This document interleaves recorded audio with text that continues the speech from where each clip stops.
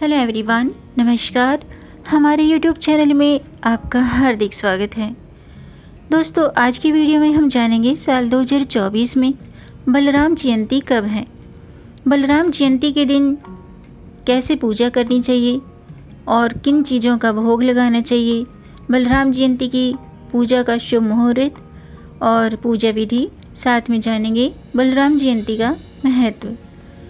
दोस्तों, बलराम जयंती के दिन भगवान श्री कृष्ण के ज्येष्ठ भाई बलराम जी की जयंती मनाई जाती है।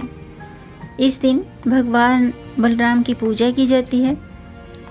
बलराम जयंती को हल षष्ठी के नाम से भी जाना जाता है। हर साल कृष्ण जन्माष्टमी के 2 दिन पहले बलराम जयंती मनाई जाती है। बलराम जयंती के दिन भगवान श्री कृष्ण और बलराम दाऊ की पूजा की जाती है। बलराम जयंती के दिन पूरे विधि विधान से बलराम जी की पूजा करने से सुख सौभाग्य और समृद्धि की प्राप्ति होती है। साथ ही बलराम जी की पूजा करने से हमें शक्ति और बल की भी प्राप्ति होती है। तो दोस्तों, वीडियो शुरू करने से पहले आपसे एक खास बात, अगर आप इस चैनल पर नए आए हैं और पहली बार आए हैं तो इस चैनल को सब्सक्राइब कर दीजिए और बेल आइकन बटन प्रेस कर दीजिए ताकि आने वाली वीडियो देख सकेंगे आप सबसे पहले। और जिन्होंने मेरा चैनल सब्सक्राइब कर दिया है, यानी कि अपना प्यार इस चैनल को दिया है, उनका दिल से आभार, बहुत बहुत धन्यवाद। दोस्तों, इसी तरह मेरे चैनल के साथ जुड़े रहिएगा और अपना प्यार हमें देते रहिएगा। वीडियो को अंत तक ज़रूर देखिएगा ताकि कोई भी जानकारी छूट न जाए, क्योंकि दोस्तों आधी अधूरी जानकारी से पूरा लाभ नहीं मिलता है, इसलिए हमारे साथ अंत तक बने रहिएगा। तो आइए शुरू करते हैं। दोस्तों, सनातन धर्म में भाद्रपद कृष्ण पक्ष की षष्ठी का विशेष महत्व माना जाता है। इस दिन महिलाएं हल छठ का व्रत रखती हैं, जिसे ललई छठ, हल षष्ठी व्रत और रांधन छठ के नाम से भी जाना जाता है। यानी कि अलग अलग जगह पर अलग अलग नामों से इस दिन को, इस व्रत को जाना जाता है। इस दिन बलराम जयंती की विधि पूर्वक पूजा करने से सुख सौभाग्य में वृद्धि होती है, मनोकामना पूर्ण होती है। ऐसा माना जाता है कि इस दिन भगवान श्री कृष्ण के बड़े भाई बलराम जी का जन्म हुआ था, इसलिए इस दिन बलराम जी की पूजा की जाती है। जो महिलाएं सच्चे मन से ये व्रत रखती हैं, उनकी संतान को दीर्घायु प्राप्त होती है। आइए जानते हैं बलराम जयंती की तिथि और शुभ मुहूर्त क्या है। साल 2024 में 24 अगस्त शनिवार को हल षष्ठी यानी कि बलराम जयंती मनाई जाएगी और जन्माष्टमी का पर्व 26 अगस्त को मनाया जाएगा। भाद्रपद महीने के कृष्ण पक्ष की षष्ठी तिथि को बलराम जयंती मनाई जाती है। तो 24 अगस्त को सुबह 7:51 पर कृष्ण पक्ष की षष्ठी तिथि शुरू होगी और इसका समापन 25 अगस्त को सुबह 5:31 पर होगा। इस दिन सुबह 7:51 से बलराम जी की पूजा शुरू कर सकते हैं। ये शुभ मुहूर्त में शिववास योग भी बना रहेगा। आइए जानते हैं बलराम जयंती की पूजा विधि। दोस्तों, इस दिन सुबह जल्दी उठें, ब्रह्म मुहूर्त में उठें, स्नान करें, शुद्ध वस्त्र धारण करें, उसके बाद बलराम जी का ध्यान करें और अगर आप व्रत रखते हैं तो व्रत का संकल्प जरूर करें। फिर एक साफ चौकी पर भगवान श्री कृष्ण और भगवान बलराम जी, इनकी प्रतिमा स्थापित करें।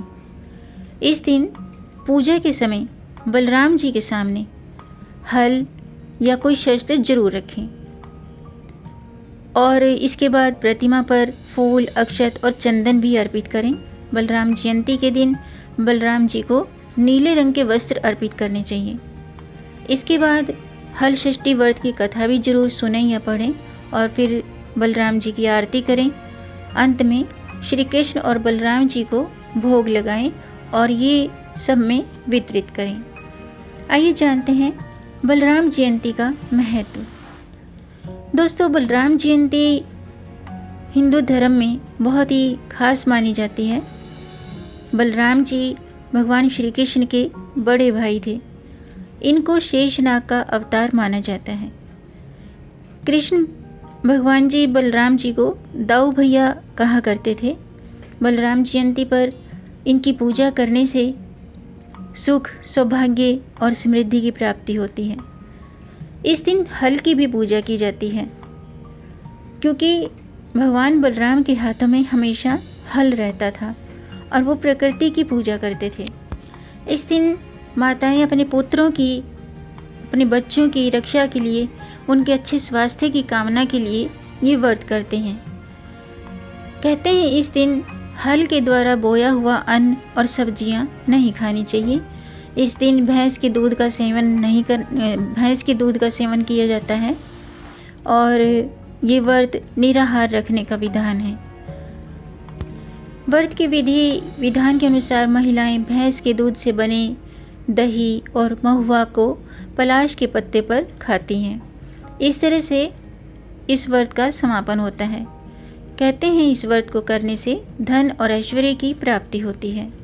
इस दिन भैंस के गोबर से दीवार पर छठ माता का चित्र बनाया जाता है और साथ ही हल, सप्तऋषि, पशु, किसान के भी चित्र बनाए जाते हैं। इस दिन पूजा स्थान पर ही बैठ कर के महुए के पत्ते पर महुए का फल और भैंस के दूध से बनी दही का सेवन किया जाता है। ध्यान रहे कि इस दिन हल से जुते हुए खाद्य पदार्थ खाए जाते हैं, यानी कि जो बिना हल से जुते हुए पदार्थ होते हैं ऐसे पदार्थ खाए जाते हैं। इस व्रत को करने से संतान के सभी कष्ट दूर होते हैं। आइए जानते हैं हल छठ व्रत में आपको क्या खाना चाहिए।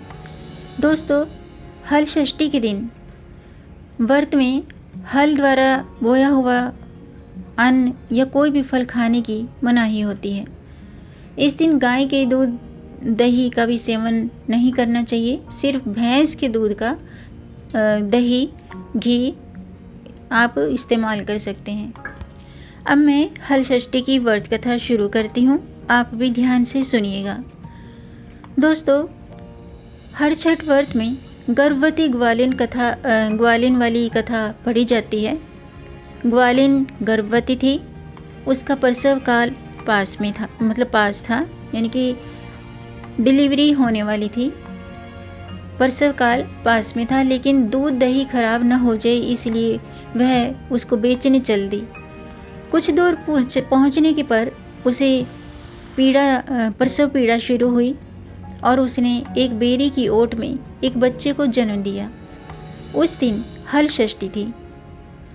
थोड़ी देर आराम करने के बाद वह बच्चे को वहीं छोड़कर दूध दही बेचने चली गई। गाय भैंस से मिश्रित दूध को केवल भैंस का दूध बताकर उसने गांव वालों को ठग लिया था। इससे व्रत करने वालों का व्रत भंग हो गया था। इस पाप के कारण बेरी के नीचे पड़े उसके बच्चे को किसान का हल लग गया और दुखी किसान ने झरबेरी के कांटों से ही बच्चे के चिरे हुए पेट में टाँके लगाए और वो चला गया। ग्वालिन लौटी तो अपने बच्चे की ऐसी दशा देखकर उसे अपना पाप याद आ गया। उसने तत्काल प्रायश्चित भी किया और गांव में घूमकर अपनी गलती की बात स्वीकार करी, अपनी ठगी की बात करके अपने पाप का प्रायश्चित किया। यानी कि उसके कारण खुद को मिली सज़ा के बारे में सबको बताया। उसके सच बोलने पर सभी गांव की महिलाओं ने उसे क्षमा कर दिया और आशीर्वाद दिया। इस प्रकार ग्वालिन जब लौटकर खेत के पास आई तो उसने देखा कि उसका मृत पुत्र खेल रहा था, यानी कि उसका मृत पुत्र फिर से जीवित हो गया था।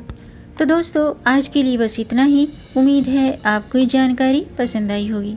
अगर आपको ये जानकारी अच्छी लगी हो तो आप इसे लाइक ज़रूर कीजिएगा और इस जानकारी को आगे बढ़ाकर अपनी फैमिली में, अपने फ्रेंड्स में ज़्यादा से ज़्यादा शेयर कर दीजिए ताकि औरों को भी इससे लाभ प्राप्त हो। और अगर आपका कोई प्रश्न है या कोई सुझाव है तो कमेंट बॉक्स में ज़रूर लिखिएगा।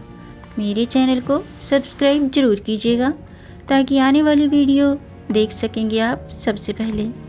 वीडियो को अंत तक देखने के लिए आपका बहुत बहुत धन्यवाद। मिलेंगे नई जानकारी के साथ, तब तक आप खुश रहें, स्वस्थ रहें, अपना ख्याल रखें और अपनों का भी ख्याल रखिएगा। जय श्री हरि, हर हर महादेव।